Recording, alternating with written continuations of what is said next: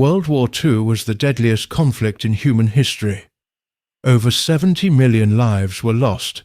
Nations threw everything they had into the fight for survival. But in the desperation of total war, military minds didn't just build bigger guns and faster planes. They created weapons so bizarre, so unconventional, that they seemed to come straight out of science fiction. From explosive rats to pigeon-guided missiles, from acoustic cannons to ice aircraft carriers, the Second World War saw some of the most creative and strangest military innovations ever conceived. Some changed the course of battles. Others never made it past the drawing board, but all of them reveal the extraordinary lengths nations would go to gain even the slightest advantage. This is the story of the strangest and most unusual weapons of World War II. We begin our journey in 1942 in the mind of a Pennsylvania dentist named Little Adams.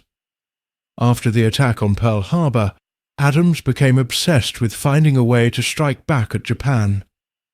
And then, during a vacation to New Mexico, inspiration struck in the most unlikely form: bats. Adams conceived one of the most unusual weapons in military history, the bat bomb. The concept was deceptively simple yet wildly ambitious. Millions of Mexican free-tailed bats would each carry a small incendiary device. These bats would be packed into bomb casings and dropped over Japanese cities at dawn. As the sun rose, the bats would naturally seek shelter in the wooden attics and buildings that dominated Japanese architecture. Then, on a timer, thousands of small fires would ignite simultaneously across the city. Surprisingly, the US military took this seriously, very seriously. First, Lady Eleanor Roosevelt herself championed the project because Adams was a personal friend. The National Research Defense Committee gave it the green light, and by 1943, Project X-ray was underway. The military conducted extensive tests. They learned that Mexican free-tailed bats could carry more than their own body weight. They developed tiny napalm incendiary devices, weighing just 17 grams. They designed special bomb casings with compartments for over 1,000 bats, equipped with parachutes that would deploy at 1,000 feet, allowing the bats to disperse. The tests showed promise. In one demonstration at an auxiliary airfield in New Mexico, several armed bats escaped and roosted under a fuel tank. The resulting fire destroyed the entire airfield. An observer noted that the bat bomb was more effective than a standard incendiary raid. But fate intervened. By 1944, the Manhattan Project was showing real promise. Admiral Ernest King cancelled the bat bomb program, deciding that atomic weapons were a more reliable path to victory. The bat bomb cost $2 million, about $30 million in today's money, but never saw combat. While the military was experimenting with bats, another American researcher had an equally bizarre idea. What if pigeons could guide missiles?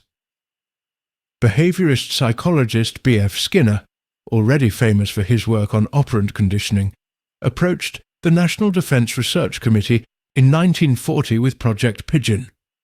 His proposal seemed absurd. Train pigeons to peck at images of enemy targets, then place them inside missiles to guide the weapons to their destinations. But Skinner wasn't joking.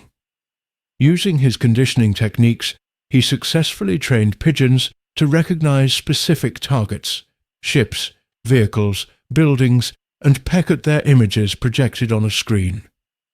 The pecking would control the missile's flight path through a sophisticated mechanical system.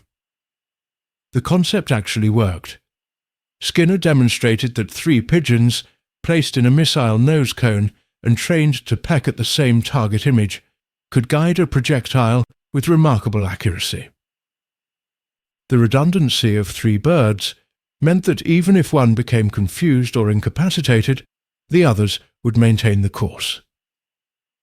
The military was simultaneously intrigued and skeptical. The technology was functional, but could you really trust pigeons in combat? What about weather conditions, flak, or the stress of high-speed flight? Project Pigeon received sporadic funding throughout the war but never gained serious traction. Like the Bat Bomb, it was eventually shelved in favour of electronic guidance systems. But here's the twist. In 1948, the project was briefly revived as Project Orcon during the early Cold War, before being permanently cancelled in 1953. Skinner later reflected that the real problem wasn't technical. It was convincing military brass that pigeons were a credible weapons system. Sometimes, he noted, the biggest obstacle to innovation isn't feasibility, but believability. Across the Atlantic, British engineers were developing their own contribution to bizarre weaponry. It looked like something from a cartoon. Two enormous wooden wheels 10 feet in diameter, connected by an axle, with rockets strapped around the rims. This was the Great Panjandrum, and it was supposed to breach Hitler's Atlantic Wall. The concept emerged from the Directorate of Miscellaneous Weapons Development, an organization whose very name suggested it dealt with unconventional ideas. The problem was clear. Nazi Germany had fortified the French coastline with massive concrete barriers and beach obstacles. The British needed something powerful enough to blast through these defences. The Panjandrum would be packed with 4,000 pounds of explosives. Rockets attached to the wheels would propel it across the beach at 60 miles per hour, where it would slam into the German fortifications and detonate, in theory. The reality was catastrophic comedy. During tests on Westward Ho Beach in Devon, the Panjandrum proved completely uncontrollable. Rockets would detach mid-run, flying off in random directions. The massive wheel would veer wildly, change course without warning, and even chase after the observing military brass and film crews. In one infamous test, the Panjandrum careened directly toward a group of admirals and generals who had to run for their lives. A dog that wandered onto the beach was famously chased by the out-of-control weapon. Despite multiple redesigns and tests, the Panjandrum never achieved reliable directional control. The project was quietly abandoned in early 1944. The D-Day invasion proceeded without it, using more conventional methods to breach Nazi defences.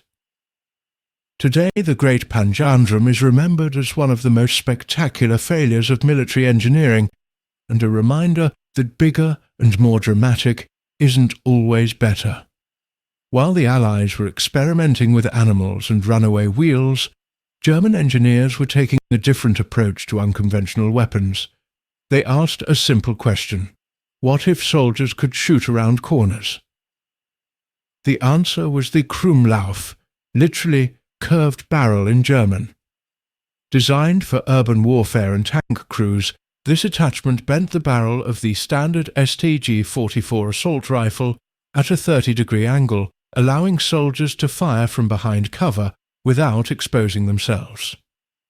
The engineering challenges were immense.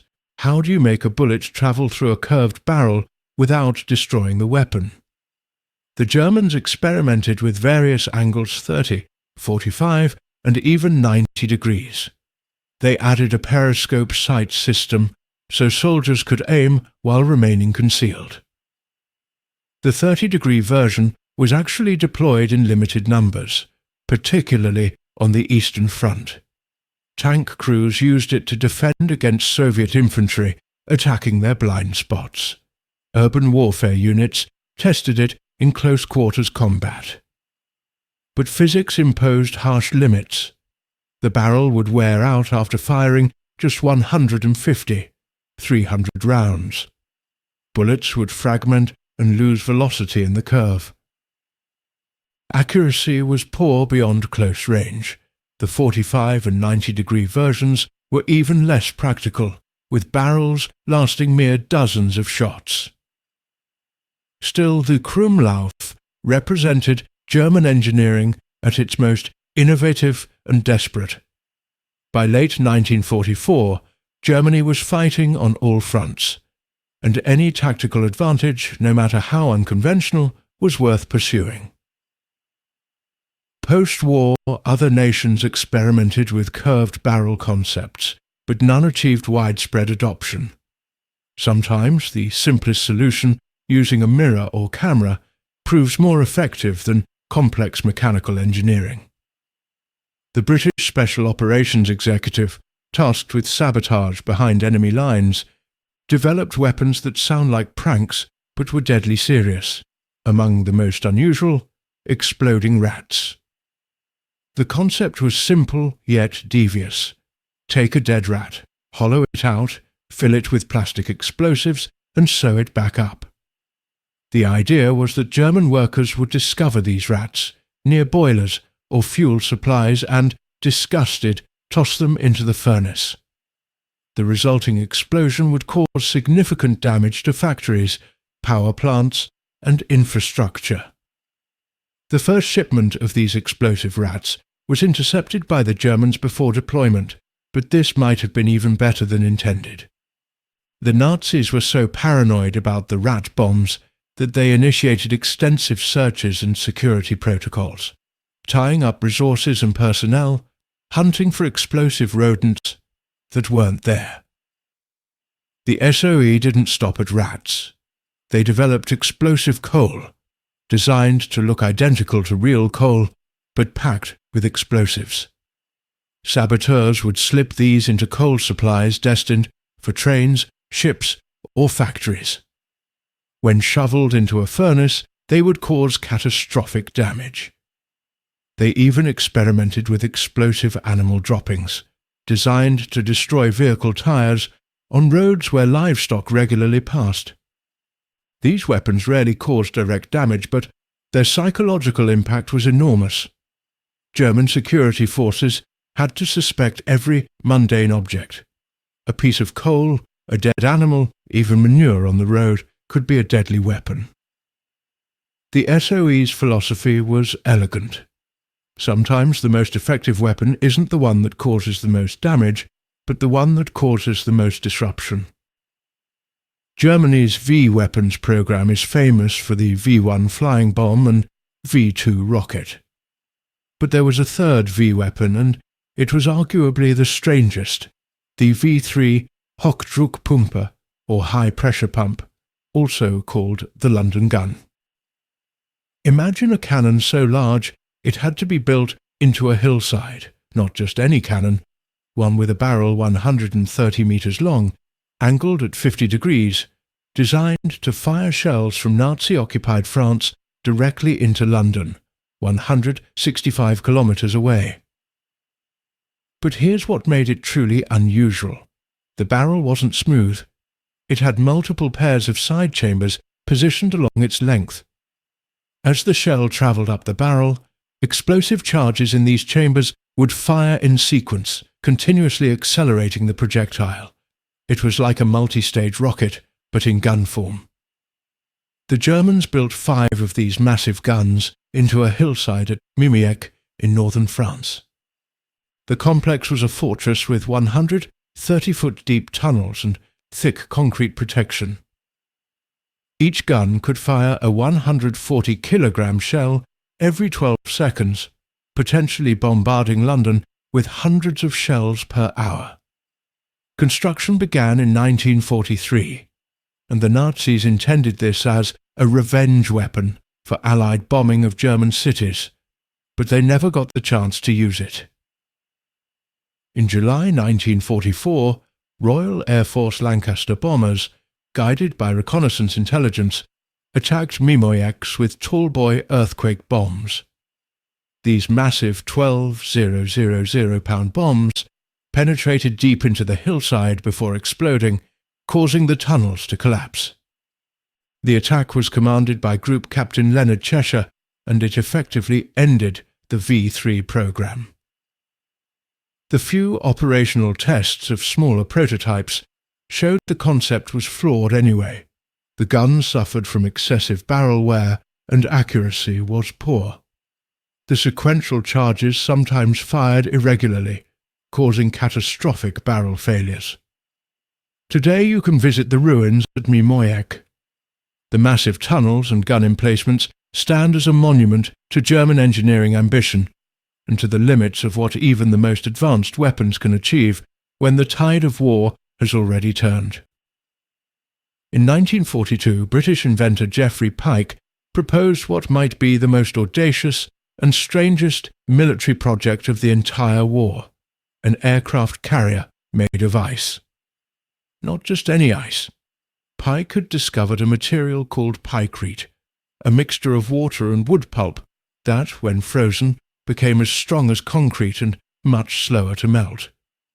He envisioned an unsinkable aircraft carrier, 2,000 feet long and 300 feet wide, built entirely from this ice composite. The project was named Habakkuk after a biblical prophet. The logic was compelling. Ice was abundant and cheap. Torpedoes and bombs would cause minimal damage to ice. The material would simply absorb impacts or self-repair as water refroze, and the sheer size would make it a floating airbase in the mid-Atlantic, protecting convoys from U-boat attacks. Winston Churchill was fascinated. In one famous incident, Lord Mountbatten demonstrated pykrete's properties to Allied chiefs of staff by firing a pistol at blocks of ice and pykrete. The regular ice shattered. The bullet bounced off the pykrete and ricocheted around the room, nearly hitting an admiral. The military built a prototype on Patricia Lake in Alberta, Canada.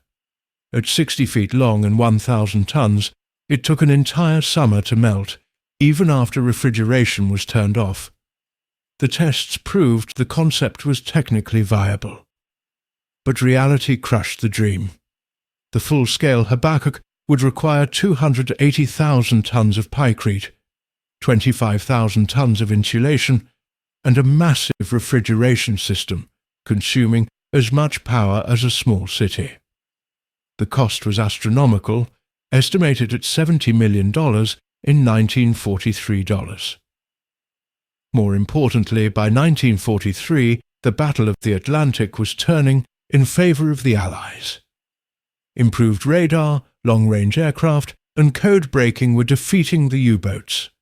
The escort carrier had been perfected, providing a conventional solution to the convoy protection problem. Project Habakkuk was cancelled in December 1943. The ice ship never sailed beyond that small lake in Canada, but it remains one of the most imaginative and ambitious engineering proposals of the war, a testament to the creativity that desperation inspires.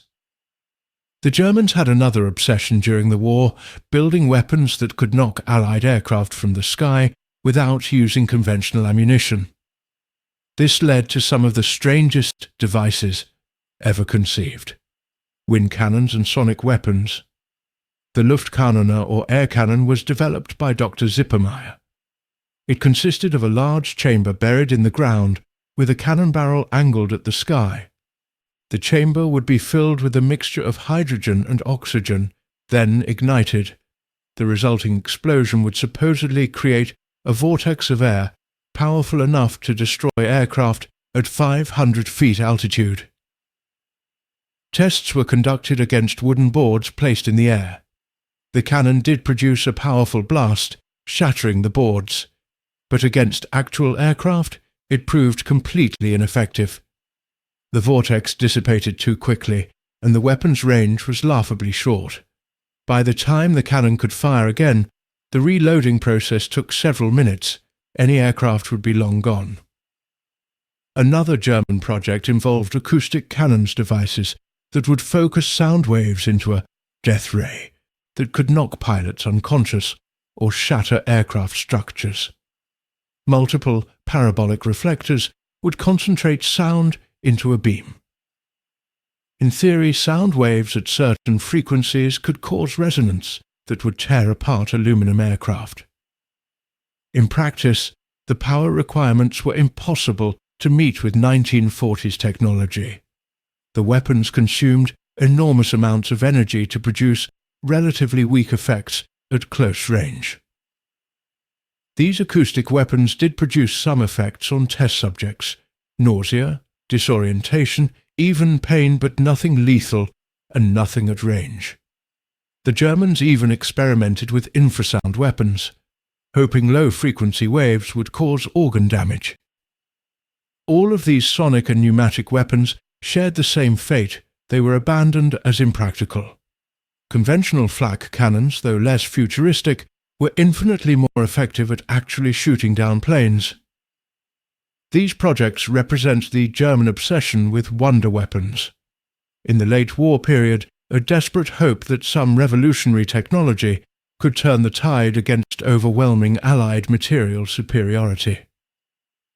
While most nations focused on offensive weapons in enemy territory, Japan developed something unique: a weapon that would travel thousands of miles across the Pacific Ocean, completely unmanned, to attack the American mainland: the Fugo fire balloon.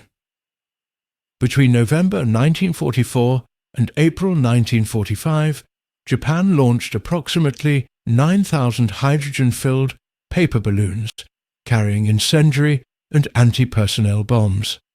These weren't crude devices.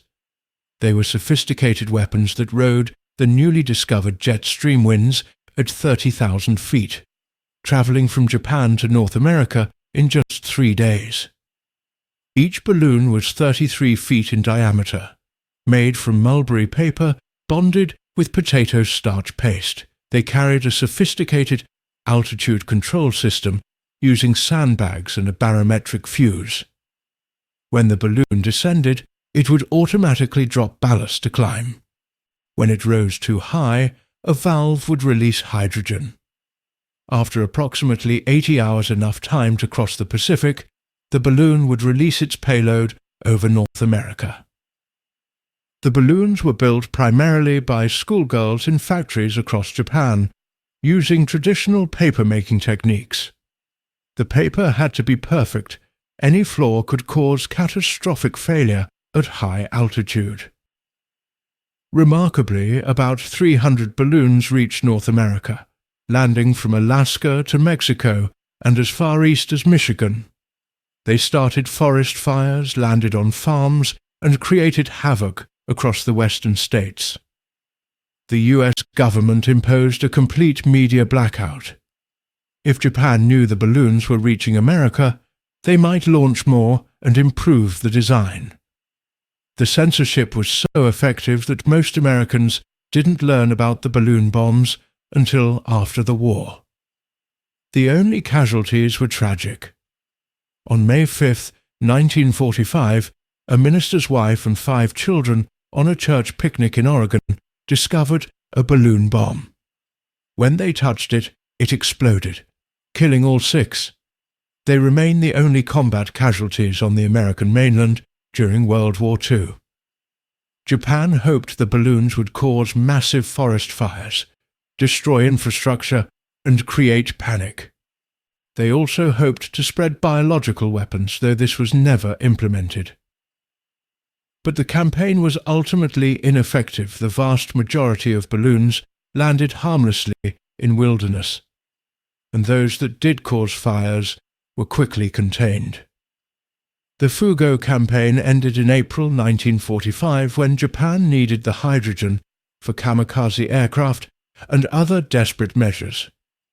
But it remains one of the most innovative and far-reaching weapons of the war, the first intercontinental weapons system, decades before ICBMs. From bats and pigeons to ice ships and explosive rats, World War II pushed military innovation into realms of creativity that seem almost absurd today, but behind each strange weapon was a desperate nation, fighting for survival, willing to try anything for even the smallest advantage. Some of these weapons foreshadowed future technologies: guided missiles, intercontinental delivery systems, materials science breakthroughs. Others were dead ends, footnotes in military history. But all of them remind us that warfare drives innovation in unexpected directions. and that the line between genius and madness is often thinner than we think. The strangest weapons of World War II may not have won battles, but they tell us something profound about human ingenuity, desperation, and the extraordinary lengths we'll go to when everything is at stake.